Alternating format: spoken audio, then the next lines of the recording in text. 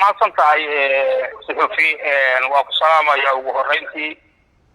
talaan kadib sida uu la socotay ilaa bishii toddobaad 12keedii ilaa iyo maanta oo bishii toddobaad tahay bishii 12aad ciidamadii tababarka ku jiray baran General Green ayaa maanta soo gabagaboobay guutadii ugu horeysay oo magaceeda la yiraahdo afneer ciidankaasu waxa weeye waagi hore sanadkii volunteer bay ku yimaadeen ciidan 6,000 ah oo gobolada kala duwan muxuu ahaayay Puntland ka kala yimid bay ahaayeen si dalkooda cadowga soo yaani u difaacaan bay si volunteer u yimaadeen kadibna waxa weeye iyaga madaxweynaha waxay ka codsadeen in ciidamada xilliga lagu daro taadi ugu horeysay baana hadeer muxuu ahaayay ka soo baxday tababarka ilaahay baa mahadda iska leh madaxweynuhu Saciid Cabdullaahi Deni waa ka ogolaaday maadaama ay dalkoodii rabaan inay difaacaan inay muxuu ahaayay ka mid ah ciidamada uu ka ogolaaday sida calaajiligeed ciidanka maanta baa loo soo xiray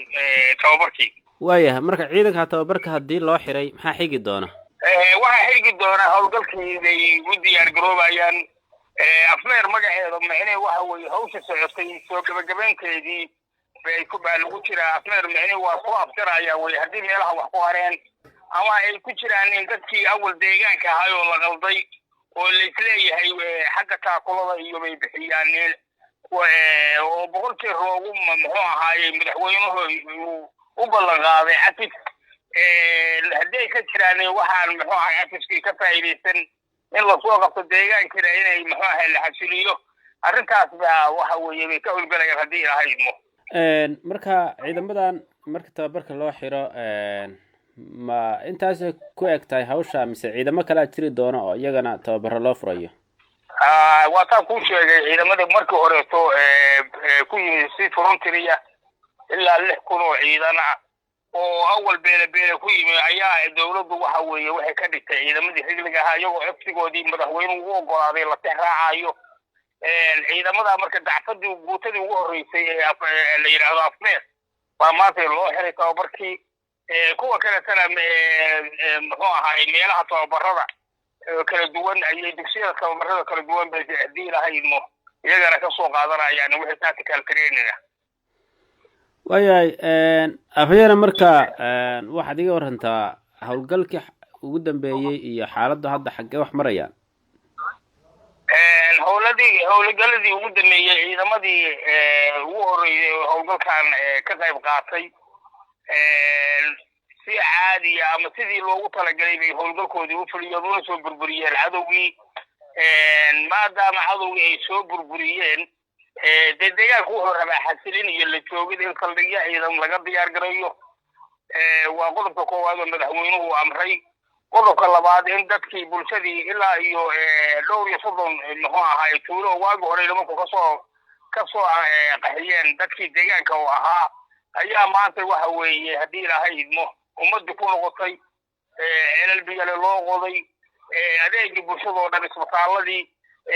hadii jidadkii oo jidkii ugu weynaa oo magaalada xalmiska soo marayay ilaa Boosaaso isku xiraayay oo hadeer ilaa wax yar ka dhiman yihiin marka howluhu saatay si daba joogaan hadii ilaahay idmo howlahaasi waxa weeye gabagabadoodii iyo xasilintii deegaanka iyo saldhigyadii ummadda ku soo noqotay tuulooyinkii baa ciidamadu si rasmi ah muxuu ahaayay u degaayeen saldhigyo uga dhiganayaan wixii qalbadooda soo jeesan weyday oo dadkii deegaanka awal laga haday oo imaad ka tagana wixii aan soo waatoobin bay maadaama ay iyagu deegaanka yihiin guutadan waa guutada bari bay ka koobnayd maadaama marka iyagu deegaanka yihiin iyagaa loo xilsaaraya inay deegaankaas muxuu ahay xasilintiisa ka qayb qaataan waayahay howlgaladii ka socday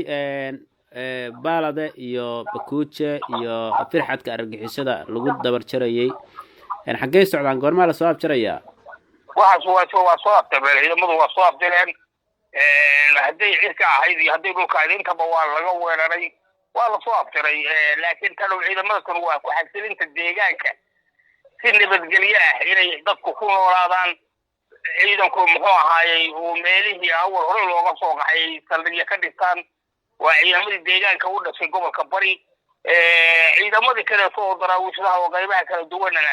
howlihii kaleeto loogu talagalay bay sii wadayeen haddii ilaha idmo calmow diyaar garowgeeda xaggee maraya howlgalka onkod hawshaas waxa weeye waa hawsha diyaar garowgeeda iyo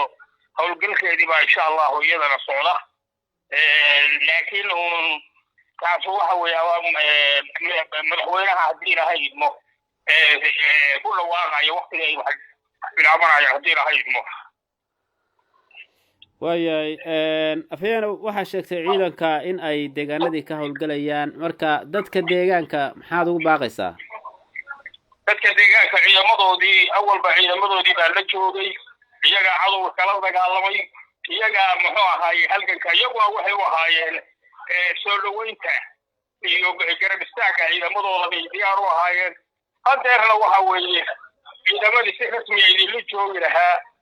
oo deegaanka weliba dadkii deegaanka u dhashay ah ayaa idin imanaya haddii ilaha idmo sidaa calaajkeedu u diyaar garooba idinkaa laydinka rabaa inaad ciidamadiina